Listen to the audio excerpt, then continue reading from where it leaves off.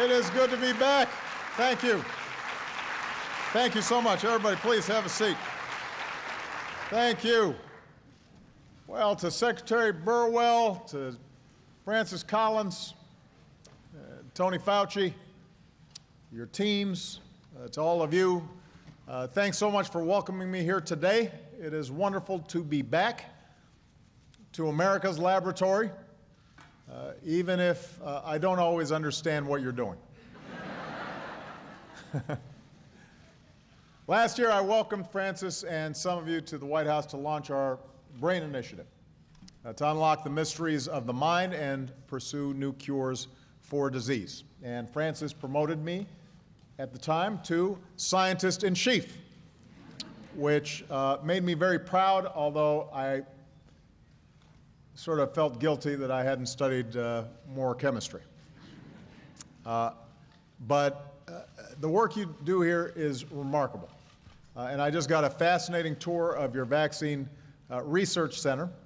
I have to say I was very impressed with how you can clone a virus gene into a vaccine vector, then subject it to gel electrophoresis, and then pipette the samples into a 96-well microplate, run it through the world's most advanced multi-parameter flow cytometer. I mean,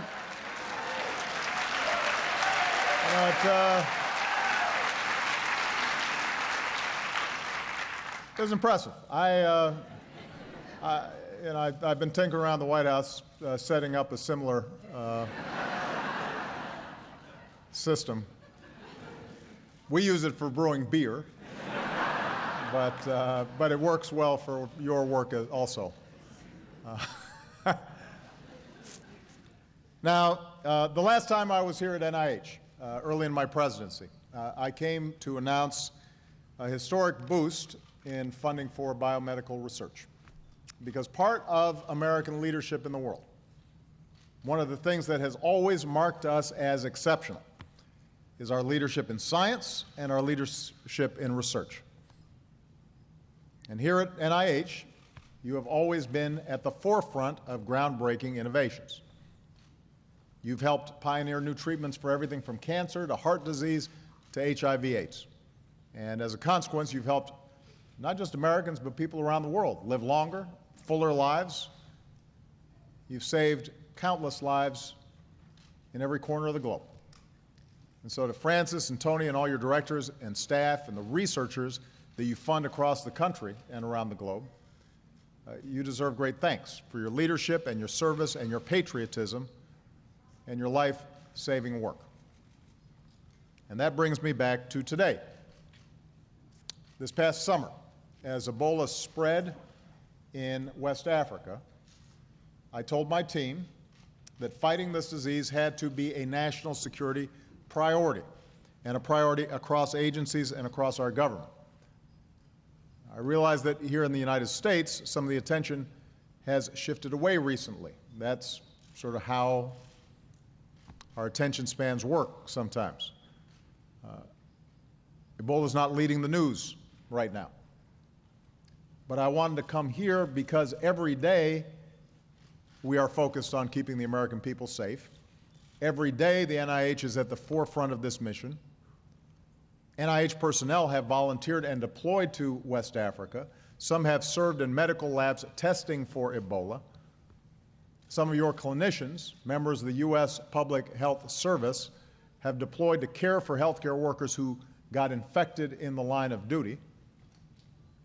When Nina Pham, one of the two Dallas nurses who were infected, needed treatment, Tony and his team stepped up, and you were ready. You manned shifts around the clock, day and night. You remembered your training. You displayed great skill and professionalism. You reminded the world that it is possible to treat Ebola patients effectively and safely without endangering yourselves or others. And all that has made an enormous difference. Like a lot of Americans, I know you fell in love with Nina. She was so sweet and big smile, optimism, sense of service, and reminded us She reminded us of the incredible sacrifices that our tireless nurses make every day, and we can never thank them enough. And I know Tony thanks Nina for teaching him how to FaceTime. And after she was released, Ebola-free, I was proud to welcome Nina to the Oval Office and give her a big hug. And she's now back home in Texas, recovering, getting stronger. And we remember what she told the world when she was released. Throughout this ordeal, I've put my trust in God and my medical team. And we thank everyone on her team at the NIH Clinical Center who delivered such remarkable care to Tina. But the point is that the work that you have done has continued even if the cameras have gone elsewhere. And the urgency remains, because if we are going to actually solve this problem for ourselves, we have to solve it in West Africa as well. And one of the great virtues of what you've done here at NIH is reminded people that science matters and that science works. It's not always going to be immediate. Sometimes it's going to be iterative, and there are going to be some trials, and there are going to be some errors and false starts and blind alleys, but the basic concept of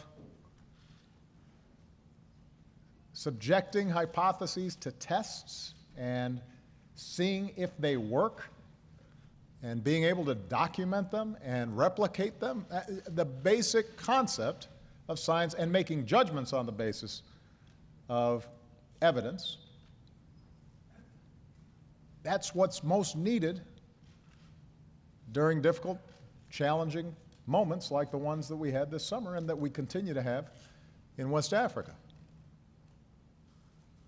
So last week, just in time for Thanksgiving, NIH and your partners gave us something new to be thankful for, and that was news of the first successful step, completion of the phase 1 clinical trials of a potential Ebola vaccine.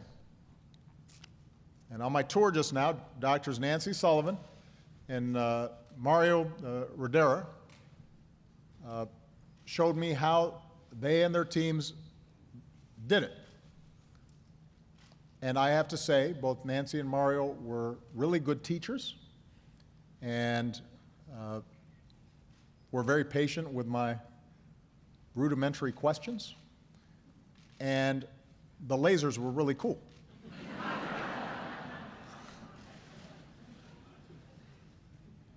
No potential Ebola vaccine has ever made it this far, so this is exciting news. But it's also a reminder of the importance of government-funded research and our need to keep investing in basic research.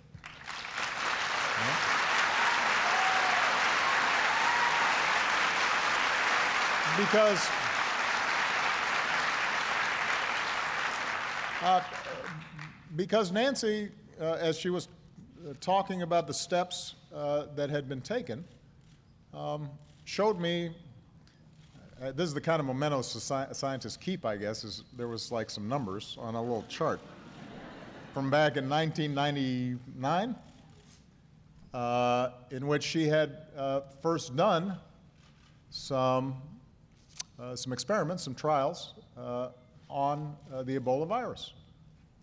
So this is the product not just of last year's work, it's the product of over a decade of inquiry and work. And at the time when Nancy was explaining when she first had some breakthroughs in understanding the Ebola virus, nobody really gave a hoot until you do. And that's part of how science works. You make investments and you pursue knowledge for knowledge's sake, in part because it turns out that knowledge may turn out useful later, and you don't always know when. Now, last week's news is still just a first step. There are no guarantees, but Dr. Cliff Lane, who is here, is working with Liberian officials to begin large-scale tests in that country. And other potential Ebola vaccines are also in the works. I know that here at NIH, you're also working on potential treatments for Ebola. And as you move ahead on all these fronts, I want you to know you have your president's full support and the administration's full support You are a vital part of our fight against Ebola across our government. Today, we released an update on our efforts here in the United States and abroad. And it shows that because we've stepped up our efforts in recent months, we're more prepared when it comes to protecting Americans here at home. We're screening and monitoring arrivals from the affected countries. We've equipped more hospitals with new protective gear and protocols. We've conducted outreach and training of hundreds of thousands of healthcare workers. A few months ago, only 13 states could test for Ebola. Today, 36 states can. Previously, there were only 3 facilities in the country deemed capable of treating an Ebola patient, including NIH. Today, we're announcing that we now have 35 treatment centers designated to care for a patient with Ebola.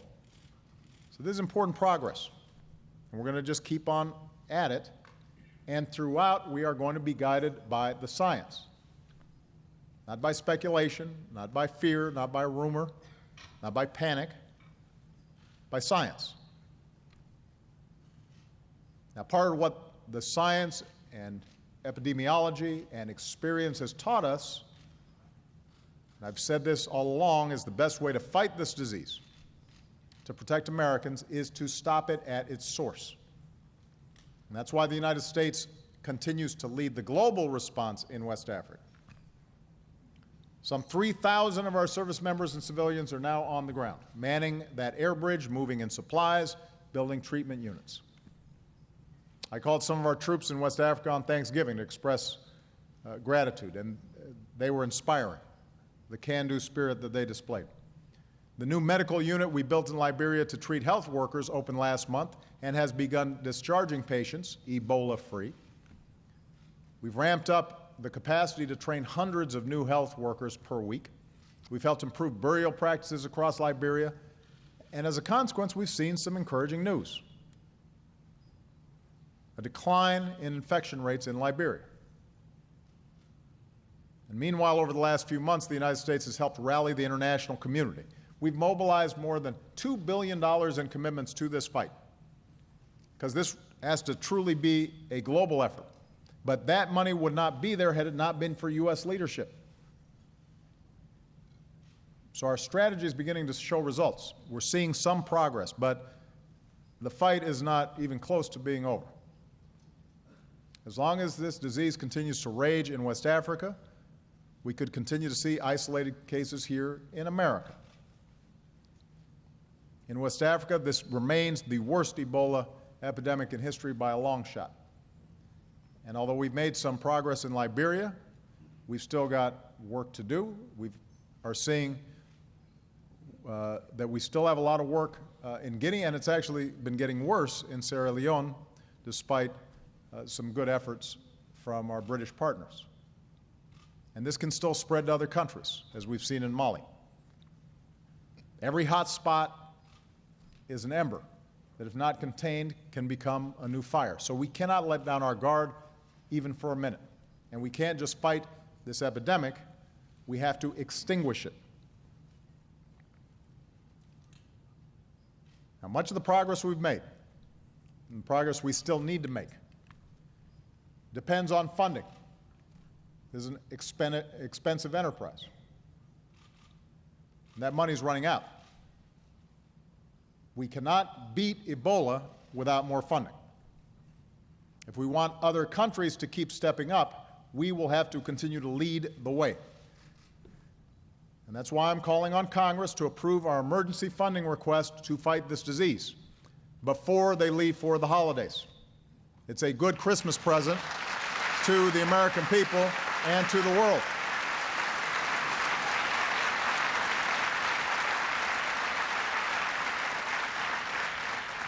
The funding we're asking for is needed to keep strengthening our capacity here at home so we can respond to any future Ebola cases.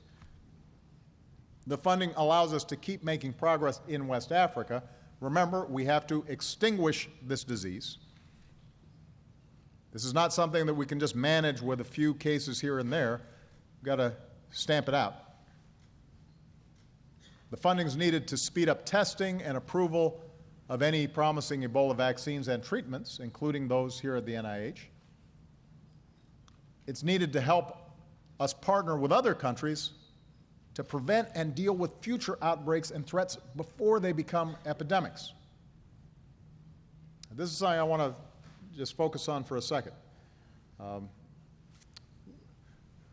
Tony and I were fondly reminiscing about SARS and H1N1.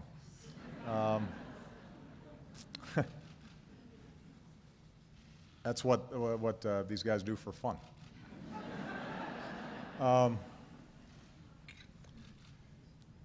And